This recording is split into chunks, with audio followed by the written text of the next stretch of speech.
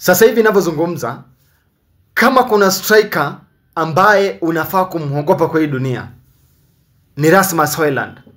Yes, Rasmus Hojlund ni striker ambaye au katika form nzuri sana sasa hivi ninavyozungumza. Imagine Rasmus Hojlund tangu atoke Manchester United. Ule amekuwa mambo mbaya. Yeye na Haaland ni hivi. Wanapiga mabao left right center. Jana amefunga bao wakati Denmark walicheza dhidi ya Greece, na pia the last game alikuwa amefunga bao. Imagine saa hii in 4 games ambazo Rasmus Hojlund amecheza katika timu ya taifa na timu yake ya Napoli sasa ambapo wako pale on loan. Amecheza 4 games, amefunga 6 goals and 1 assist. On Rasmus Hojlund. Yes, huyo mmoja mwenye alikuwa Manchester United.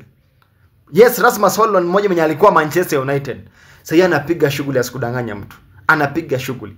Yaani kila siku mimi nawaambia, sometimes ukitoka Manchester United inakuwa ni baraka. Siko ubaya, lakini ukitoka Manchester United ni kama ni baraka fulani umepata. Every day nawapianga example ya Scott McTominay. Bado alienda kule Napoli. Yaani inakuwa ni kama blessing. Imagine Rasmus Hojlund mwenye walimuuza wakaleta Benjamin Sesko. Si ati kumuuza, walimpeleka on loan. Walimpeleka on loan kule Napoli. Wakaleta Sesko. Angalia venye Rasmus anapiga shughuli. Kijana anapiga shughuli. Ai!